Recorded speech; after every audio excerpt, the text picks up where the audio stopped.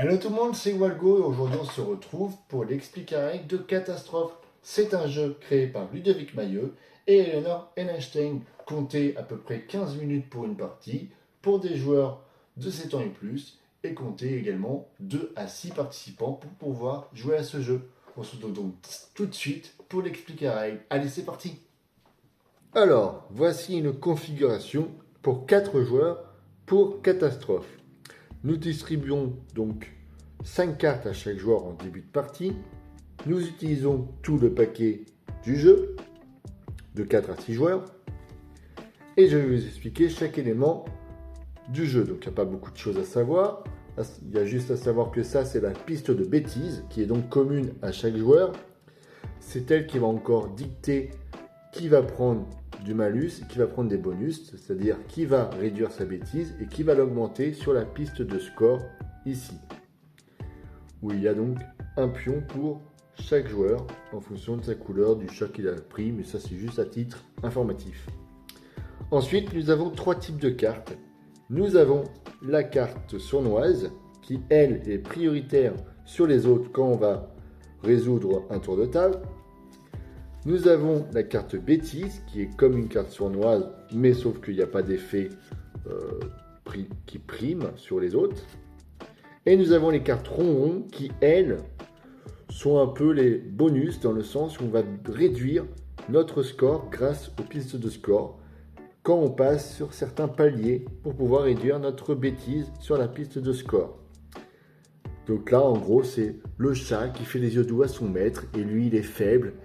Il n'arrive pas à résister, il succombe au regard tant attendrissant de son animal.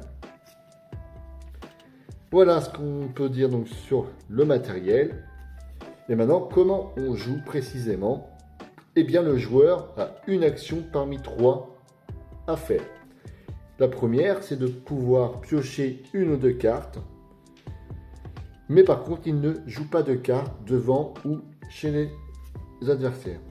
La deuxième action, c'est de pouvoir jouer une carte devant soi. En fonction de comment se déroule une partie, si on veut peut-être s'infliger des petits dégâts, mais sans que ça nous permette de prendre de la bêtise, ou alors nous soigner, comprenez d'utiliser une carte ronron, ou alors la troisième action, c'est de pouvoir jouer une carte face cachée également au début, chez un des adversaires qui n'a pas encore de carte devant lui. Donc toute face cachée normalement. Voilà pour ce qui est des actions dans Catastrophe. Maintenant, on va expliquer un petit peu comment on gagne des points, enfin du moins gagner dans ce jeu on ne gagne pas, il faut en avoir le moins. Mais comment on reçoit des bêtises et comment on évolue dans la piste de score. Eh bien, disons que le tour a été fait, qu'on a révélé les cartes. On va commencer déjà par résoudre les cartes sournoises. Donc là, on vérifie combien il y en a. S'il y en avait eu plus d'une, on aurait commencé dans le sens horaire, le plus près du joueur. Donc par exemple, si là, il y avait une carte sournoise et ici, on aurait commencé ici. Donc là, il y a 1 pour cette carte. Ici, on recommence, parce qu'il n'y a qu'une carte sournoise, donc on recommence à partir du premier joueur. Là, il reçoit 2 en bêtise. Enfin, du moins, il est passé, il a fait 2 en bêtise, on l'avance de 2, mais il reçoit 1 parce qu'il est passé par le palier 1. Donc c'est le joueur violet, tac. Ici, nous avons moins 3. Donc moins 3, il baisse comme ça. Donc là, lui, il baisse d'1. C'est le joueur jaune. Et là, il repasse. Et là, ça lui inflige aussi au joueur bleu 1 point de bêtise. À savoir que si jamais vous êtes ici, donc là, bien entendu, si on arrive ici pile poil, on est concerné par une réduction ou une augmentation de notre bêtise.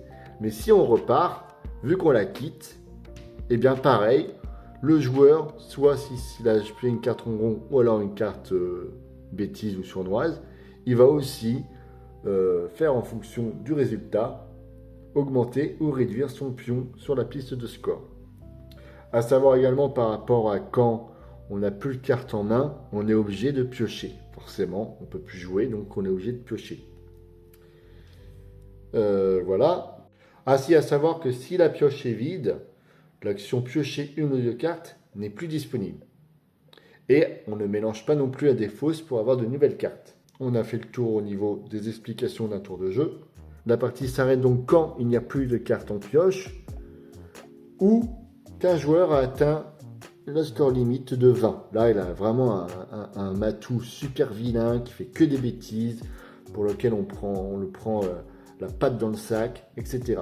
Comment après on calcule les points pour savoir vraiment qui gagne, parce que ça ne s'arrête pas à juste savoir, oh oui, tiens, c'est bon, on a fini. Non, à la fin, quand la partie est terminée, on va compter les points qui nous restent dans la main, mais seules les cartes sournoises et bêtises sont prises en compte. C'est-à-dire que là, par exemple, avec 5, le joueur qui a le pion rose aurait avancé son pion de 5. Donc c'est à partir de là que ça va tout se jouer. Quelqu'un qui est ici, s'il a 10, il peut très bien perdre par rapport à quelqu'un qui était ici et mal embarqué. Donc c'est pour ça qu'il faut essayer de jongler entre le fait d'avoir des cartes pour avoir du choix, mais quand on s'approche de la fin, essayer de s'en débarrasser pour ne pas en avoir beaucoup. Donc peut-être piocher qu'une fois une carte plutôt qu'une fois deux cartes. Enfin, voilà, c'est à vous de voir en fonction de comment la partie évolue, comment également vous êtes bien embarqué dans la piste de score, en fonction aussi de comment ça évolue ici, là. Si vous pouvez vous permettre de prendre un dégât, j'entends un point de bêtise.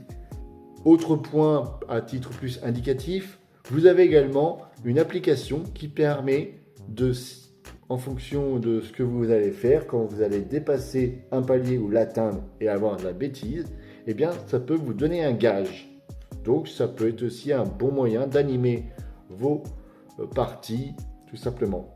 Donc c'est vraiment que quand, bien entendu, vous êtes dans la bêtise. Quand vous passez par un palier pour réduire, bah là on va pas vous infliger des gages. Ou alors vous pouvez toujours le faire parce que c'est drôle. Et ben voilà, donc c'était l'explication de Catastrophe, un jeu tout mignon dans lequel, donc, comme vous avez pu le voir, on incarne des chats qui essayent de se faire pardonner grâce à leur petit ronronnement, et forcément les gens, les propriétaires, eh ben, ne résistent pas, et ils tombent dans le panneau. Mais certains se prennent la main dans le sac, ou du moins la patte. Bref, j'espère que ça vous a plu, et donc on se retrouve donc très bientôt pour de nouvelles aventures vidéoludiques. En attendant, prenez soin de vous. Ciao ciao, et n'oubliez pas de liker, partager la vidéo. Merci, et surtout de vous abonner. Miaou miaou.